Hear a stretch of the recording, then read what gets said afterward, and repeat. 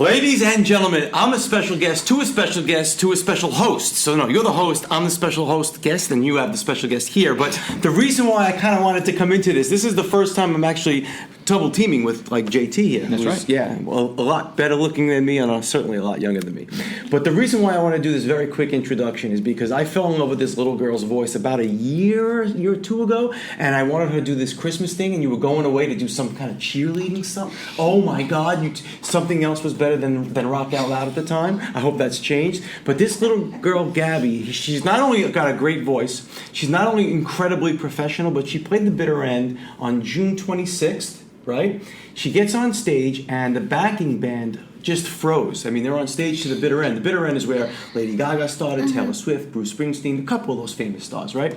But Gabby's up there in her beautiful outfit like this, and they're waiting to start, and nobody starts. And what does she do? She comes in, and no counting or anything, you started singing. And it was the Shrek song, right? By the Monkees. I'm a believer. I'm a believer. Yeah. Shrek song, the Monkees, and it was amazing. I turned to Steven. You know Steven, right? Mm-hmm, I said that was the most professional moment I have ever seen, and I've seen people for 35 years. The most professional moment. And how old are you? I'm 10. Holy cow! You just hit double digits. Can you believe that? But anyway, ladies and gentlemen, Ms. Gabby Brennan. Let's give a round of applause. Thank you for helping us out, Mike. So Gabby, actually, there's a funny story behind what Mike had mentioned because you and I worked together in our lessons. Yeah. So we'll have to bring that up. I want to bring that up because it's kind of funny because we worked hard on that entire moment. Oh my God, yes. And that was probably the reason why that life-saving moment happened in our lesson. But we'll get into that. So welcome to our podcast. Thank you. And this is your first time here with us on the podcast, so always fun. Right. Now, tell us about yourself. Tell the camera and everybody who is watching, like a little bit about yourself. How old are you? Number one. Okay, so I'm 10. And I'm going into 5th grade. I'm at 5th grade summer.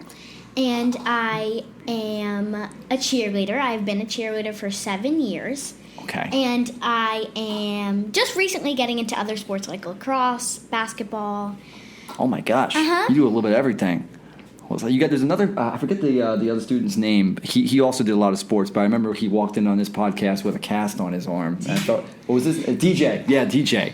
So, and I remember Mateo, he mentioned how anybody who does sports, he's risking your music career. But at the same time, you seem very, very busy, and it seems like you're putting a lot of your energy into music now these days, especially. And you obviously sing with us, in case that wasn't mentioned. So you're singing with me in our lessons, you're doing all of that. And let me ask, like, since you've been singing and doing this for a while, what led you down that musical journey of singing? And what inspired you to kind of go down that path? Well, I hate to say it, but my mom's an interesting singer. I wouldn't say she's the best. So I think my sister's a very, very good singer, but she's too shy to really put it out there. So you would hear your sister singing like in the house? In the shower, yeah. You know, and things like that. She would always sing in front of me. But my dad is a very, very good singer. Really? And ever since I was 2 years old, I would sing Let It Go, and when my sister would start singing, I would slap her, and I would say, no, me. and it would be very funny. And I don't know, it just... So it's almost like a competition. Right. Yeah, right. I've always had, like a secret passion for music, but it's not very secret because, you know, in class I would be writing, and my friends would be like, why are you always singing? It's just, I don't know. I think it came to me. I didn't come to it. Yeah. Just, and you know what? That's a lot of musicians will say that. That's a really, really wise thing to say. Mm-hmm. That's amazing, and that's just something that just kind of occurred to you, and it seems like it really runs in your family. I had no idea your dad actually sang. Oh yes, he's a very good singer. So almost your entire family sings. Almost.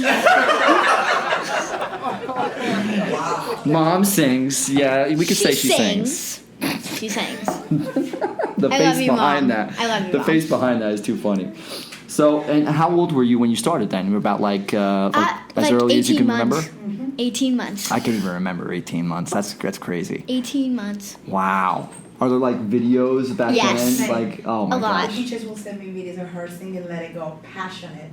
I mean, that is the song to sing. Oh, Yeah. so into it. A nice voice always, too. Always. That's amazing. So you started out around that. And was singing like the only thing you ever really wanted to focus on? Have you ever thought about maybe like ever trying other instruments at all? Or? Yeah, I did do piano, but I realized that, I don't know, I just like stopped and I wasn't having fun doing it. Yeah. And music was kind of like always like fun to me, but So then when piano I you was don't doing think is any fun? piano, it just wasn't like fun. Yeah, yeah. So I was like, I don't want to do a little something. bit. I know. Maybe it was the coach. Was it anything to do with JT? Yeah. Well, no, she didn't have me for piano. That's why. Yeah. That's why. That's the reason. You know, I just always thought my voice was my vocal cords were better than my fingers. No, there's something that resonates with you. You know, it Yeah. just felt right when you did that. So if piano, you had that experience, we'll just call it a fluke. But I mean, if you ever had to try anything else, what would you say you would ever go for? Probably, I always thought the ukulele was cool. Ooh, that's a good instrument to Ukulele try. is cool. I actually love playing the ukulele a lot. That's a good try. Maybe in the future in our lessons, I can maybe throw that at you. Not too hard to do. Very few strings, only 4 strings. Maybe we can give it a shot. That's cool. So Yes. you started out just young as you could possibly remember going into this, and here you are playing the bitter end. Now, the bitter end, I didn't have you as I wasn't your first teacher, but No. the bitter end, was that your first show, or did you play any other shows before that? I did the very first show, like the first concert we did, and then the second one I unfortunately couldn't make it. That was the Asbury Park one, House of Right. Independence, yeah. Right. Yeah. Oh no, the House of the Independence I think I went to, but the second one. I was gonna say, I'm pretty sure I Right. remember you being there. Okay, so yeah, you were at those two. I've been to 2, the one we Okay. just did and the first one. Right on. And you're gonna try for our other one in November? Yes. The Pony, right? For sure. Stone for sure. Pony? That You Yes. definitely should. It'd be I will. amazing. I'm very excited about that. Now, in our lessons, we go over all of these little things and how we go through it. And is there something that you really, really love and something that you really don't love in our lessons?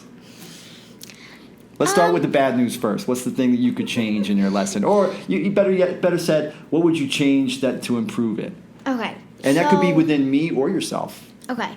So I would say I don't think anything really like is bad, but like, you know, there's some things that like may like hurt my voice because if I go like too high, then I'm just like, oh no. But if I go too low, it's just like ow, like Sure. so I always have to be like I can't stretch it out or it will start to hurt me. One thing that I love, everything. Aww. That's a good answer. That's a good answer. That's a really good answer. Well, I mean, that's a really good point you bring up because you're talking about how you can almost damage your voice if you're not careful. Right, And that's of course. I'm huge on protection. I'm really huge on making sure we don't push our limit because what if you're singing for 3 hours? You know, what if you're singing for that long and you might hurt yourself, right? So it's really, really good that you're recognizing those moments where it's like, I don't want to push that because every instrument, including your voice, has a limit, doesn't it? So you want to make sure you have that, which is super, super important. And I think you demonstrated that at the show too, because the way you sang, I'm a believer. For those who don't know, she was hitting high D and high E in her voice, which is quite high in G major, and pushing that consistently throughout that chorus. So, and I remember you brought that up. Because I remember I told you, I was like, we should just do the lower octave and just do it like that. And you were like, no. I want to do the high one. And I remember giving you the look where I was just like... and that's the first moment of diva-ness that I got from you that was so cool because you just really just asserted that we're like I'm doing the high one and I'm like okay, and I was actually really surprised because you maintained it with such power and such control, which was so awesome to see. Thank you. Now bringing up the bitter ends, so funny that we brought that up because that moment, what do we do in our lessons? Do we sing to a track? Usually no. No. Yeah. When it's no. We sing to the what? To usually the piano. That's right. Or, yeah, because I'll just mess up a lot. And I do that on purpose because what you... Sorry. Yeah. Sorry. yeah. But I'll do that on purpose because that's the real world, right? Yeah, the real world is going to be you making mistakes. It's going to be some people just, maybe going off time or hitting the wrong note. That's going to be the real thing. Playing to a track just doesn't always provide that, I feel like. And it's funny because I always will just be like either messing up that intro. And I remember telling you one time where after I did the intro, I was like, I just started off, and then you just went into it, and it reminded me right in that moment where I was like, oh my gosh, it's just like our lesson. Where she would just walk right in anyway, and it was that which was never intended truly, right? But it just happened to work out for you, and it was. And I agree with Mike. What a professional moment that was, you know, because you were just like, yeah, I'm just got to take control here, you know. So it's awesome to see. It was such a great moment that you could showcase it. So it was so cool. So the next show's got to come up. We're working on Easy on Me right now by Adele, which is going to be cool. I'm excited to hear the whole finished product. I was getting ready. I saw you on my schedule, and I was like, we got to play this today and finish this, and now tomorrow. So that's okay. But so what are some songs that you would love to sing, you think?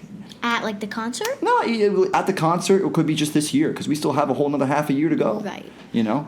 Easy on Me is a good one, but do you have any artists that you've been, like, even going back, like, that ones that have inspired you that make you want to go into singing some of their songs?